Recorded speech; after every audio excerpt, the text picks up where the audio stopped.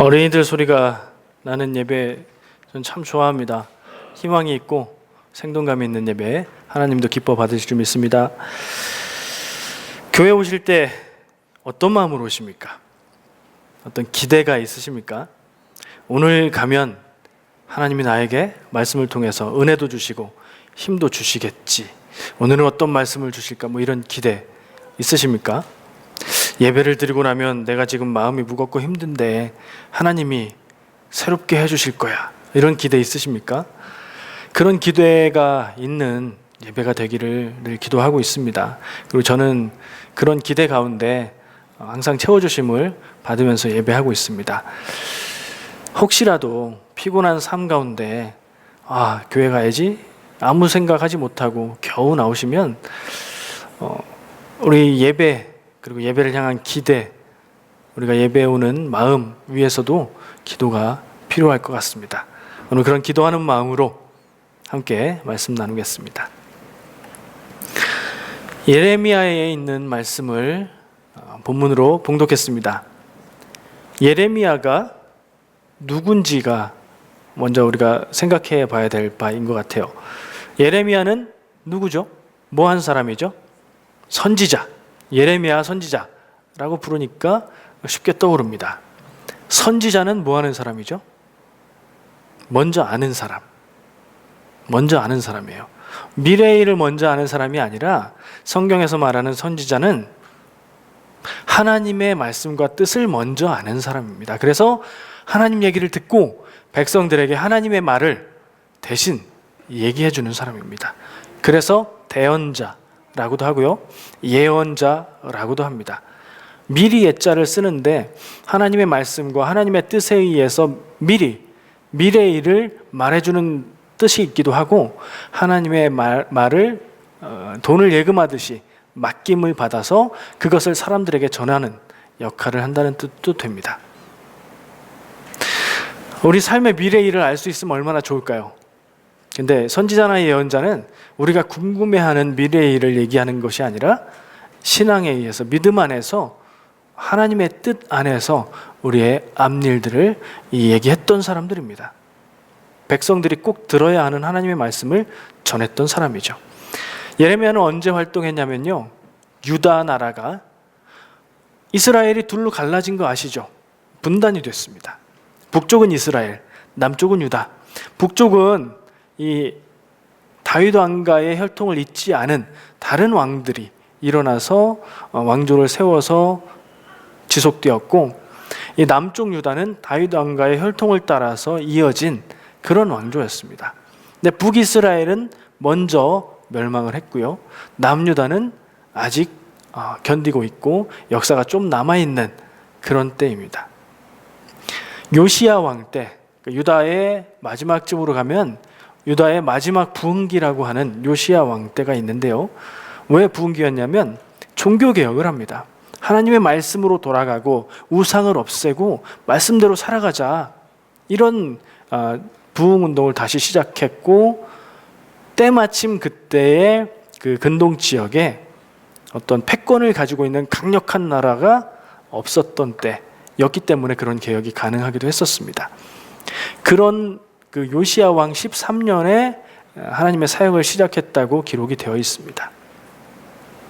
그리고 약 40여 년간 예언 활동을 하면서 이스라엘의 유다의 멸망까지 지켜보고 예언 활동을 했던 그런 선지자입니다.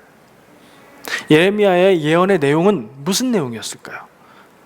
마지막 때를 향해서 가는 유다를 향해서, 마지막 때를 향해서 가고 있음에도 불구하고 하나님 말씀과 믿음으로 돌아오지 않는 유다의 백성들을 향해서 내놓았던 하나님의 뜻, 말씀, 예언은 무엇이었을까요? 예언은 내용들이 많이 있습니다. 그런데 딱 두 개로 나누자면 심판의 예언과 위로의 예언이 있습니다. 심판은 망할 거다라는 예언이고요, 위로의 예언은 힘들고 어려워도 하나님께서 세우시고 지키실 것이다, 회복시키실 것이다, 그런 말씀입니다. 예레미야는요, 멸망을 향해서 역사를 살아가고 있는 유다, 그리고 유다 왕들을 향해서 심판의 예언을 합니다. 멸망할 것이다. 그리고 당시에 강력한 제국이었던 고대 제국이었던 이집트, 전통적인 강제국이었던 이집트와 신흥 제국 바빌론, 두 나라 사이에서 정치인들이 이집트를 따라야 된다, 바빌론을 따라야 된다 그러고 있을 때에 바빌론에게 무조건 항복해야 된다고 왕에게 하나님의 뜻이라고 말했던 그런 예언을 전했습니다. 심판의 예언의 말씀들, 멸망할 것이라는 말씀들, 바벨론에게 항복하라는 말씀들을 얘기했던 예언자. 그래서 백성들에게 미움을 받았고요. 우리나라가 하나님이 세우신 선택한 백성들의 민족인데 우리가 망한다고? 백성들이 그를 미워하고 그에게 핍박을 가했습니다. 또 이집트의 편을 들고 있었던 친이집트파 정치인들은 바빌론에게 항복하라고 하는 이 예레미야를 그냥 놔두지 않았죠. 또 박해했습니다. 거짓 선지자들도 있었습니다. 하나님이 선택하신 민족, 백성, 우리나라, 성전이 있는 예루살렘 멸망하지 않는다, 망하지 않는다, 하나님이 지키신다, 그렇게 아주 강하고 담대하게 백성들에게 안심을 줬던 사람들이 많이 있었습니다. 예레미야는 외롭게 그렇지 않다, 망할 것이다 라는 말씀을 전했던 거고요. 당대에는 예레미야가 하나님의 말씀을 전하는지 다른 사람들이 하나님의 말씀을 전하는지 알 수가 없었죠. 역사를 모르니까, 어떻게 되는지 결과가 없으니까 우리는 알 수 있습니다. 누가 참 선지자였나요? 예레미야가 참 선지자였죠. 예레미야가 했던 말이 진짜 하나님의 말이었던 거죠. 근데 당대에는 사람들은 누구의 말을 듣기 좋아했을까요? 망하지 않는다? 망한다. 망한다는 얘기 듣고 좋아할 사람 없잖아요. 망하지 않는다? 다수결. 듣기 좋은 말. 그걸 귀담아 들었습니다. 그리고 예레미야를 핍박했죠. 근데 역사의 결과는, 하나님이 인도하신 역사는 어떻게 됐나요? 멸망했습니다. 때가 되면, 결론이 나면, 시대가 지나가면 무엇이 하나님의 뜻인지 밝히 드러납니다. 당대에는 핍박받고 억압받고 감옥에 갇히고 그랬던 예레미야인데 그가 했던 예언의 말씀이 참 하나님의 말씀으로 성경에 기록되게 된 겁니다. 신앙은 다수결이 아니다. 신앙의 판단은 합리성에 있는 것이 아니라 하나님의 말씀과 명령과 뜻에 있다. 이것이 중요한 우리에게 주는 교훈입니다. 예레미야는 그랬던 사람이에요. 하나님이 그를 불러서 예언의 말씀을 전하라고 하시면서 그 초반에 예레미야에게 두 가지 환상을 보여주십니다. 환상 그러면 좀 관심이 가시나요? 여러분들 혹시 환상 보신 적 있으세요? 모르겠어요. 하나님이 예레미야에게는 특별한 일로 환상을 보여주십니다.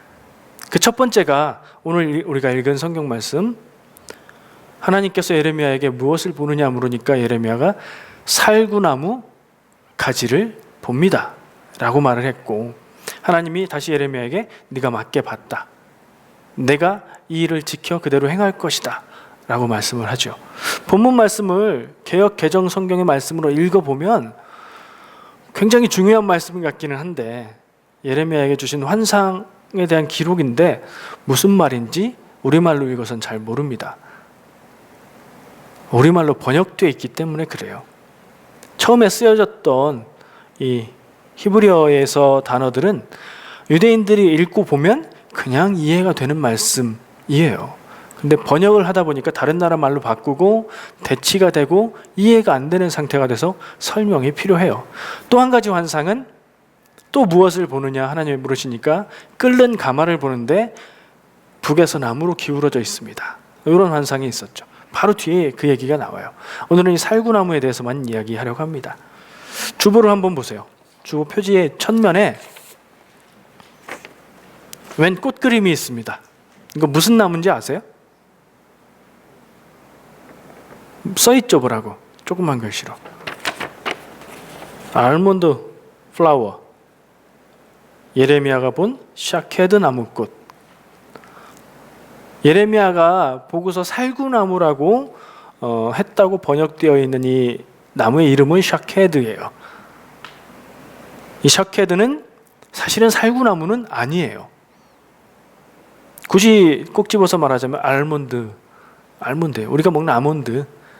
근데 딱 그거인지는 모르겠어요. 그러나 그런 아몬드나 밤 비슷한 그런 열매가 열리는 살구나무하고는 다른 나무입니다. 근데 왜 살구나무라고 번역을 했을까요?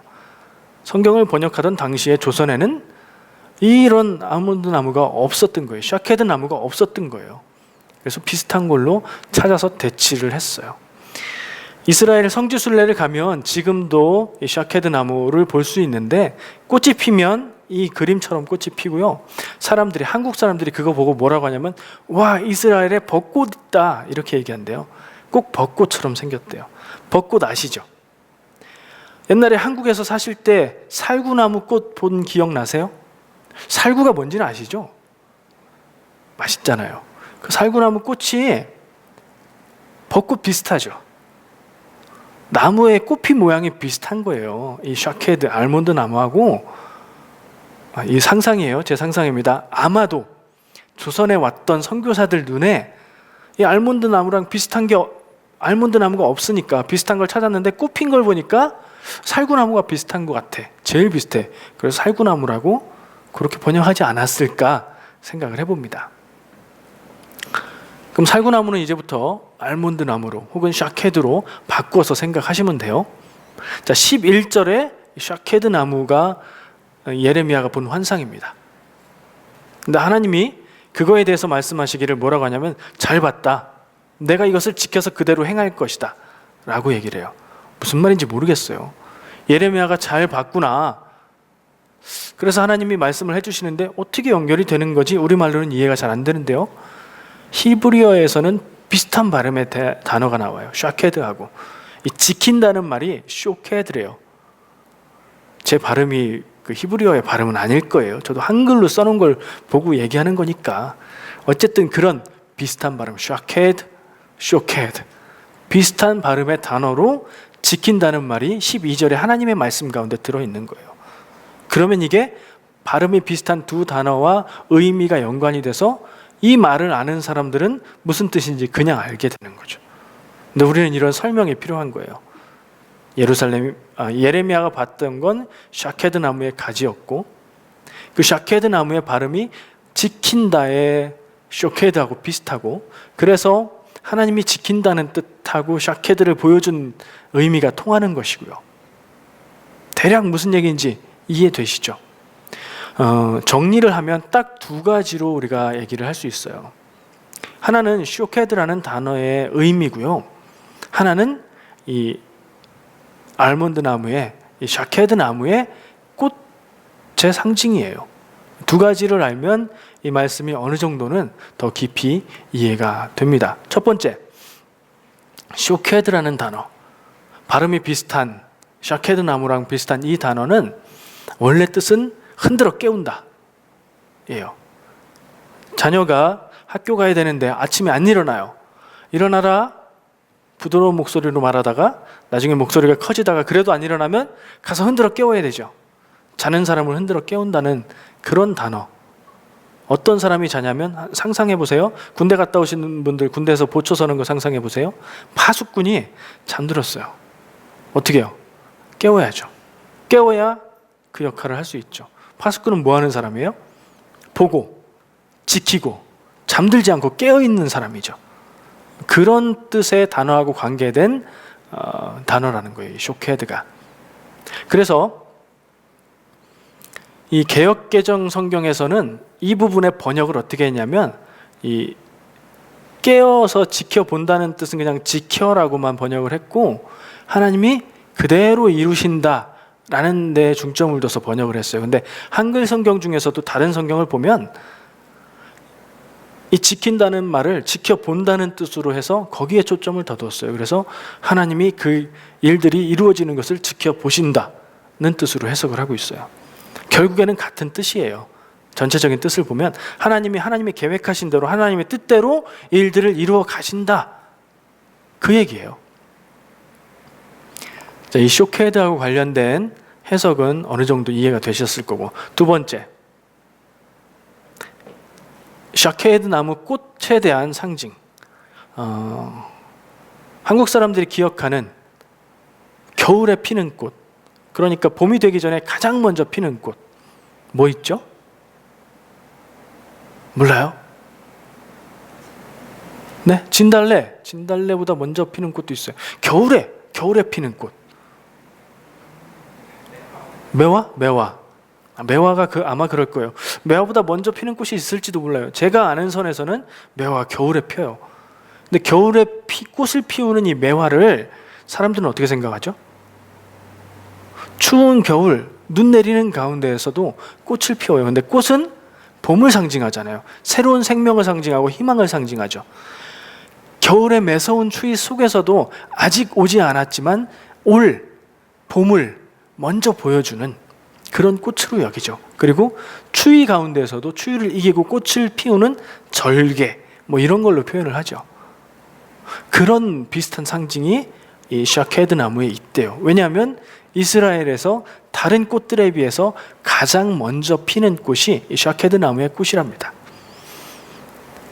겨울의 마지막 때에 혹은 이른 봄에 아직도 추울 때에 꽃을 피운대요. 샤케드 나무가.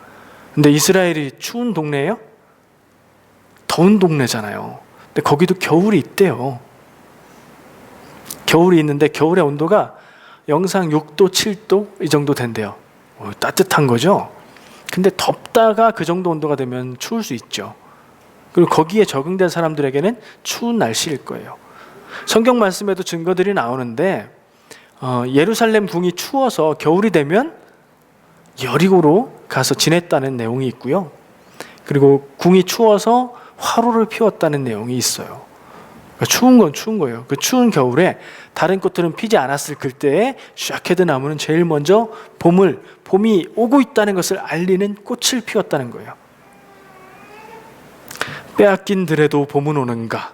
시 기억나세요? 일본에 의해서 주권을 잃고 나라를 잃은 그 상황에서 주권을 빼앗긴 그 나라에도 자연에 의해서 봄이 오는 것을 보면서 빼앗긴 들에도 봄이 오느냐고 시로 노래했죠. 그건 무슨 뜻이에요? 꽃 피는 것, 봄이 오는 것은 계절에 의해서 오는 것이기 때문에 피할 수 없는 것이고 우리가 지금 겨울과 같은 고난의 세월을 지내고 있지만 봄이 올 것이라는 표현이죠. 그런 표현들이 샤케드 나무에 담겨 있는 거예요. 고난과 어려움이 있는데 하나님이 주시는 축복된 때가 올 것이다. 그런 상징으로서의 샤케드 나무를 또 보여줬다는 거예요. 어떻게 해석할 수 있을까요? 예레미야의 삶에 대한 하나님의 말씀으로 볼 수 있어요. 예레미야가 아까 예언했는데 사람들이 좋아했다고 그랬어요? 싫어했다 했어요? 싫어했어요. 듣기 싫은 말을 했어요. 하나님의 말씀이지만 듣기 싫은 말을 할 때는 반길 사람이 없습니다. 그리고 양심이 찔리기 때문에 양심이 찔리면 잘못한 사람이 자기 잘못한 얘기하면 더 화내는 거 아시죠? 그래서 핍박을 받아요. 그런 핍박, 겨울과 같은 고난과 핍박을 받는데 그래도 봄이 오고 그래도 하나님이 지켜주신다는 예레미야에게 개인적인 그런 약속의 말씀이 되는 거지요. 그리고 이스라엘 백성, 유다 백성들을 향해서는 영적인 암흑기를 지내고 있을지라도 멸망할지라도 하나님이 남긴 자들을 통하여서 믿음을 회복시키실 것이고 하나님의 때에 하나님의 일들을 이루실 것이라는 또 그런 희망을 주는 말씀의 상징이기도 하죠. 두 가지 뜻으로 말씀을 해석할 수가 있는 것 같아요. 성경 말씀을 예레미야를 읽으면서 이 부분이 무슨 말인가 할 때 그렇게 생각하시면 돼요. 근데 그럼 그게 우리하고 무슨 상관이 있을까요? 성경 말씀은 늘 나와 관계가 있습니다. 나에게 이 말씀이 어떤 의미가 있을까요? 한번 한 발 떨어져서 오늘 지금까지 한 얘기를 생각해 볼까요? 예레미야예요. 선지자예요. 눈물의 선지자. 조국의 믿음 없음을 통해서 멸망하는 것을 아파하면서 눈물 흘렸던 그 선지자. 그에게 하나님께서 사명을 주면서 내가 주는 말을 그대로 전해라 하면서 환상으로 보여준 부분이에요. 예레미야에게 개인에게 있어서는 견딜 힘을, 능력을 주는 말씀이 되어야 될 것이고 그리고 유다, 나라를 향해서는 하나님이 계획하신 일들을 통해서 이를 이루실 것이다. 결국에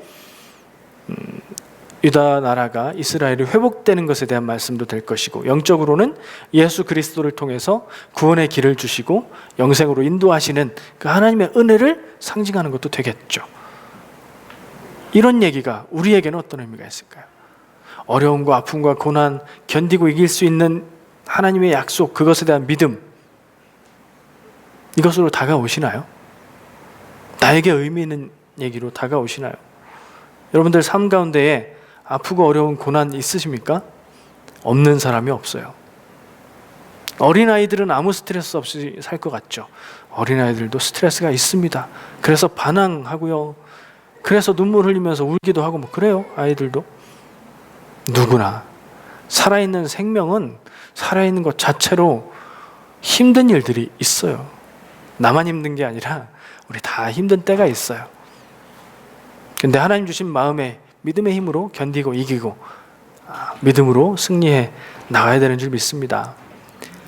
예레미야에게 준 이 환상과 말씀이 우리에게 주시는 말씀이어야 돼요. 이 옆에 제가 말씀 요약에 세 번째 주제는 영안이라고 표현해놨어요. 하나님의 부름을 받은 선지자, 환상으로 하나님의 뜻을 보다. 예레미야 얘기죠. 영안이라고 표현할 때 이 안은 눈이죠. 영적인 눈이에요. 사람의 몸에 감각기관이 있어요. 눈으로 보고, 귀로 듣고, 코로 냄새 맡고, 입으로 맛을 보고, 또 뭐 있죠? 촉감을 느끼고, 오감이라고 하죠.